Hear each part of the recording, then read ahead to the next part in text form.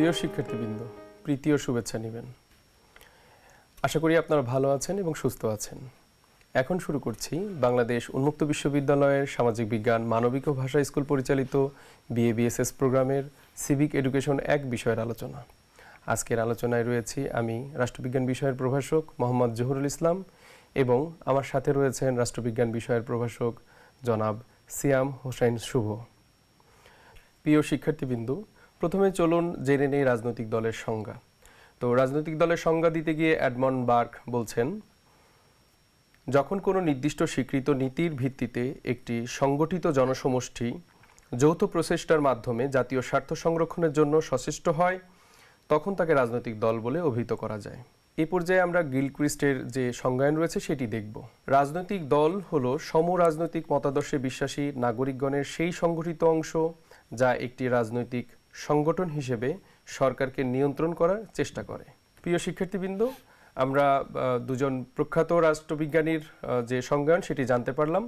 তো এই পর্যায়ে আসলে রাজনৈতিক দলের যে গুরুত্ব সেটি আগে একটু আলোচনা করতে হবে আপনাদের বোঝার জন্য। আসলে যে কোনো গণতান্ত্রিক রাষ্ট্র ব্যবস্থায় রাজনৈতিক দল একটি অপরিহার্য অংশ। পৃথিবীর কিছু দেশে আপনার একটি মাত্র রাজনৈতিক দল রয়েছে, যেমন চায়না।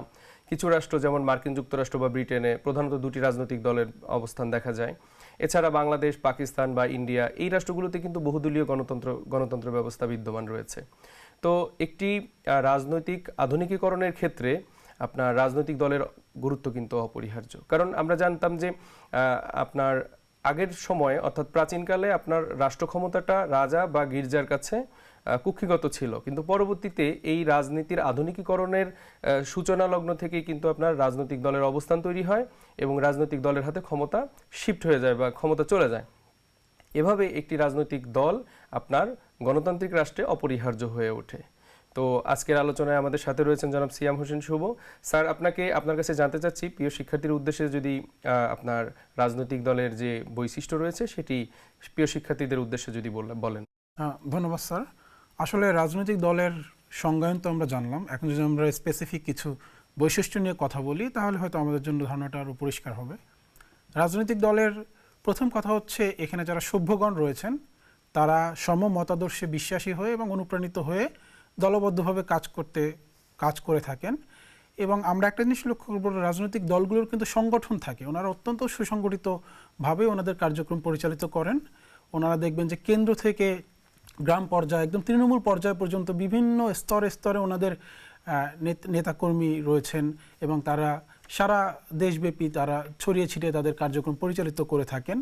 এবং ওনাদের একটা অতি গুরুত্বপূর্ণ বিষয় হচ্ছে, রাজনৈতিক দলগুলো সাধারণত আমাদের সামাজিক, রাজনৈতিক এবং অর্থনৈতিক বিভিন্ন অসঙ্গতি, বিভিন্ন সমস্যা নিয়ে আলোচনা করেন, সেগুলো সমালোচনা করেন এবং সেগুলোর উপরে ভিত্তি করে ওনারা জনমত তৈরি করার জন্য সবসময় কাজ করতে থাকেন। কারণ জনমত তৈরির মাধ্যমে তারা জনগণকে তাদের কর্মসূচির সাথে, তাদের মতাদর্শের সাথে অন্তর্ভুক্ত করে নির্বাচনে অংশগ্রহণের মাধ্যমে কিন্তু রাষ্ট্র ক্ষমতায় যেতে চেষ্টা করেন। এবং রাষ্ট্র ক্ষমতায় যে সরকার গঠন করাটা কিন্তু রাজনৈতিক দলের একটি প্রধানতম বৈশিষ্ট্য। কারণ ক্ষমতায় যেই কিন্তু তাদের যে নীতিমালাগুলো রয়েছে, তাদের যে এজেন্ডাগুলো রয়েছে, এগুলো বাস্তবায়নে কাজ করতে হয়। তবে আমরা আরেকটা জিনিস বলতে হবে যে রাজনৈতিক দলের বৈশিষ্ট্যের মধ্যে অন্যতম গুরুত্বপূর্ণ একটি বিষয় হচ্ছে, এটা কিন্তু অবশ্যই আইনগত স্বীকৃতি থাকে। কারণ রাষ্ট্রের অভ্যন্তরে তারা যে কার্যক্রম পরিচালিত করে সেটা যদি আইনগতভাবে স্বীকৃত না হয়ে থাকে তাহলে তো সেটা রাজনৈতিক দল বলা সম্ভব না। তো সেই ক্ষেত্রে আমরা জানি যে রাজনৈতিক দলগুলো অবশ্যই আইনগতভাবেও স্বীকৃত। এবং রাজনৈতিক দলের আরেকটা গুরুত্বপূর্ণ বিষয় হচ্ছে, ওনারা কিন্তু জনগণের প্রতিনিধিত্ব করেন। আমরা দেখতে পাই যে ওনারা ওনাদের অ্যাক্টিভিটির মধ্যে জনগণকে সম্পৃক্ত করার চেষ্টা করেন এবং জনগণের মধ্যে রাজনীতি সচেতনতা সেটি বৃদ্ধির চেষ্টা করেন। তো এই সব কিছুর মাধ্যমেই কিন্তু তারা তাদের যে অ্যাক্টিভিটিগুলো পরিচালিত করেন।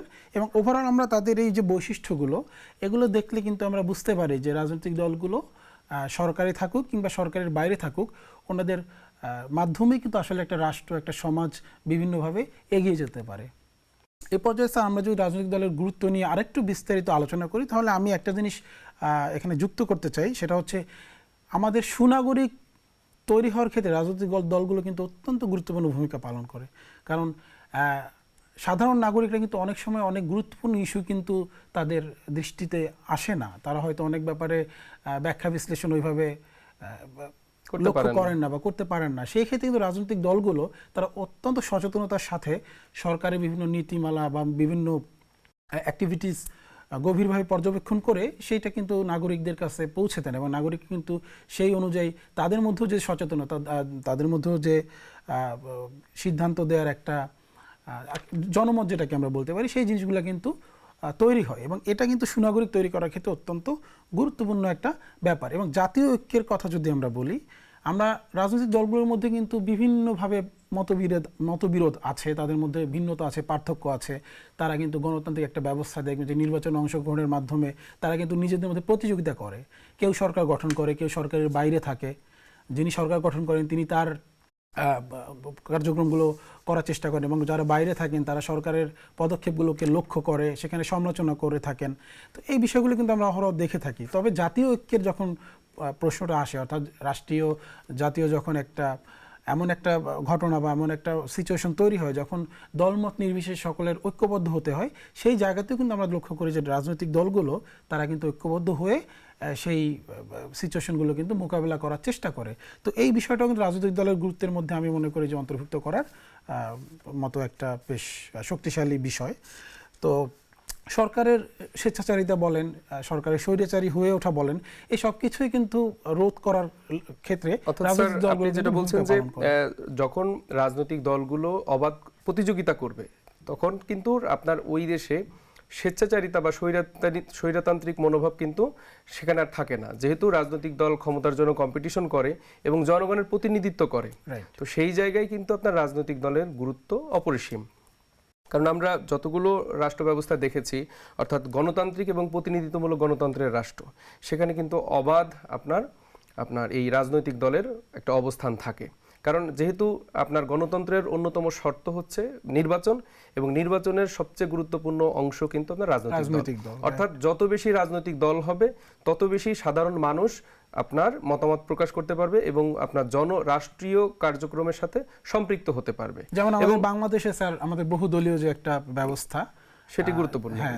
বহুদলীয় ব্যবস্থায় দেখা যায় এই একাধিক রাজনৈতিক দল থাকার কারণে আমাদের রাজনৈতিক সিস্টেমটা কিন্তু আরো বেশি। এবং স্যার রাজনৈতিক যে আধুনিকীকরণ, আমরা ট্র্যাডিশনাল যে রাজনীতি দেখি সেখানে আমরা দেখেছি যে রাজা বা গির্জার কাছে কিন্তু ক্ষমতার সিংহভাগ থাকতো এবং সেভাবে রাষ্ট্র পরিচালিত হতো। কিন্তু আধুনিকীকরণ যখন শুরু হলো রাজনৈতিক ব্যবস্থায়, এই রাজনৈতিক ব্যবস্থার যে আধুনিকীকরণ সেটার অন্যতম একটি পর্যায় কিন্তু আপনার এই রাজনৈতিক দল গঠন করা। অর্থাৎ যত বেশি রাজনৈতিক দল থাকবে তত বেশি রাজা বা শাসক স্বৈরতান্ত্রিক হওয়ার পথে বাধা সৃষ্টি করবে। অর্থাৎ রাজনৈতিক দল সবসময় সরকার বা যিনি রাষ্ট্রপ্রধান থাকবে তার সমালোচনা করবে, বিকল্প সরকার হিসেবে যেহেতু রোল প্লে করে বা কাজ করে থাকে। তো এই জায়গা থেকে কিন্তু রাজনৈতিক দল হিসেবে তাদের রাষ্ট্রের প্রতি অনেক বেশি দায়িত্ব রয়েছে। আর যে রাষ্ট্রগুলোতে আসলে রাজনৈতিক দল দুর্বল থাকে বা প্রতিযোগিতামূলকভাবে আপনার রাজনৈতিক দলের সংখ্যা কম থাকে, সেখানে কিন্তু শতভাগ যে রাজনৈতিক দলের যে আপনার রোল বা ভূমিকা সেটা কিন্তু যথাযথভাবে পালন করা যায় না। তো এই বিচারে আমরা যদি বলি যে রাজনৈতিক দল সবসময় কিন্তু আপনার যেহেতু বিরোধী দলের ভূমিকা পালন করে, যেহেতু বিকল্প সরকারের ভূমিকা পালন করে, যেহেতু তারা একটি চাপ সৃষ্টিকারী গোষ্ঠী হিসেবেও কিন্তু কাজ করে একদিকে। কারণ রাজনৈতিক দল সবসময় যেহেতু সরকার গঠন করার চেষ্টা করে, ক্ষমতায় যাওয়ার চেষ্টা করে এবং জনগণের প্রতিনিধিত্ব করার চেষ্টা করে, তার তার মূল উদ্দেশ্য হলো বৈধ পথে রাষ্ট্র ক্ষমতায় যাওয়া। তো এক্ষেত্রে স্যার আরেকটি গুরুত্বপূর্ণ বিষয় হলো যে সরকারের যে নীতি বাস্তবায়ন করা, সেই নীতি বাস্তবায়ন শতভাগ প্রতিষ্ঠিত করার ক্ষেত্রে কিন্তু রাজনৈতিক দলের ভূমিকা থাকে। কারণ রাজনৈতিক দল একটি নির্দিষ্ট সময়ে কিন্তু তারা প্রতিশ্রুতিবদ্ধ হয়, তাদের নির্বাচনী কিন্তু ইশতেহার থাকে। তো সেই সরকার গঠন করার পরে অনেক সময় দেখা যায় সরকার সেই ইশতেহারগুলো যথাযথভাবে পালন করে না। সেক্ষেত্রে কিন্তু রাজনৈতিক যে বিরোধী দলগুলো থাকে তারা কিন্তু সরকারকে সবসময় চাপ প্রয়োগ করে বা সমালোচনা করে থাকে এটা। এবং উন্নয়নের যত মডেল রয়েছে বিভিন্ন দেশে স্টাডি করে এসে তারা কিন্তু জনগণকে সাথে নিয়ে সেটা কিন্তু সরকারের কাছে তারা দাবি উত্থাপন করে। এবং রাষ্ট্রের আরেকটি গুরুত্বপূর্ণ কাজের সাথে তারা যুক্ত থাকে, সেটা হলো আইনের শাসন প্রতিষ্ঠা করা।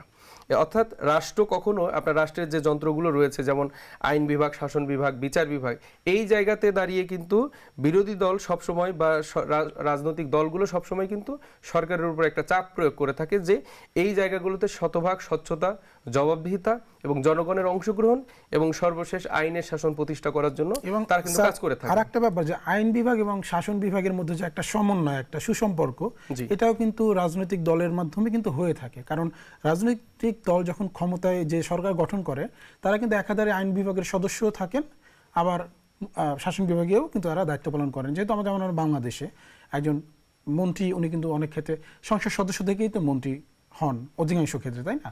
তো সেক্ষেত্রে কিন্তু দুইটা বিভাগের মধ্যে একটা সমন্বয়, একটা সুসম্পর্ক কিন্তু বজায় থাকে। তো এরকম নানান ক্ষেত্রেই কিন্তু আমরা দেখতে পাই যে রাজনৈতিক দলগুলোর গুরুত্ব রয়েছে। এবং আধুনিক যে আমাদের রাষ্ট্র ব্যবস্থা তথা আমাদের যে আধুনিক বিশ্ব রাজনীতিতে আমরা যে বিষয়গুলো দেখছি, সকল ক্ষেত্রে বা সকল অঙ্গনেই কিন্তু রাজনৈতিক দলের একটা প্রভাবশালী ভূমিকা রয়েছে। স্যার, আপনি বলতে চাচ্ছেন যে যেই রাষ্ট্রের রাজনৈতিক দলগুলো যত বেশি অ্যাক্টিভ থাকবে বা তারা মানে মাঠে উপস্থিত থাকবে, সরব থাকবে, সেই রাষ্ট্রের শাসন ব্যবস্থা তত বেশি স্বচ্ছ, তত বেশি উন্নত এবং আধুনিকীকরণ হবে, জবাবদিহিতামূলক এবং গণতান্ত্রিক হবে।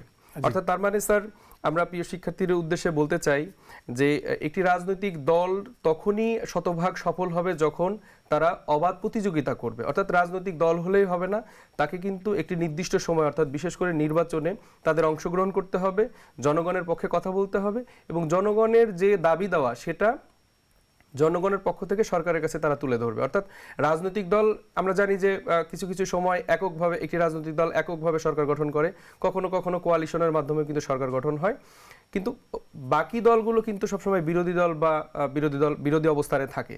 তো বিরোধী অবস্থানে থেকে সরকারের যে সমালোচনা, সরকারের যে ভুল ত্রুটি বা জনগণের যে দাবি, সেটা কিন্তু সরকারের কাছে কিন্তু তারা উপস্থাপন করে, দাবি দাওয়াগুলো উপস্থাপন করে। তো সেই প্রেক্ষাপটে রাজনৈতিক দল একটি অন্যতম মাধ্যম, যেটা সরকার এবং জনগণের মাঝে সেতুবন্ধন তৈরি করে। তার মানে রাজনৈতিক দল যত শক্তিশালী হবে, রাষ্ট্রের গণতন্ত্র তত বেশি সুসংহত হবে এবং প্রতিনিধিত্বমূলক হবে। স্যার, আপনাকে অসংখ্য ধন্যবাদ আজকের আলোচনায় থাকার জন্য। তো প্রিয় শিক্ষার্থীবৃন্দ, আমরা আলোচনার একেবারেই শেষ পর্যায়ে চলে এসেছি। এই বিষয়ে যদি বিস্তারিত আপনাদের জানতে হয়, তাহলে নিকটস্থ টিউটোরিয়াল সেন্টারের টিউটরদের সাথে যোগাযোগ করতে পারেন, আমাদের সাথেও যোগাযোগ করতে পারেন। আমাদের সাথে যোগাযোগের ঠিকানা: ডিন, সামাজিক বিজ্ঞান মানবিক ও ভাষা স্কুল, বাংলাদেশ উন্মুক্ত বিশ্ববিদ্যালয়, গাজীপুর ১৭০৫। পরবর্তী অনুষ্ঠান দেখার আমন্ত্রণ জানিয়ে এখানেই শেষ করছি। ভালো থাকবেন, সুস্থ থাকবেন।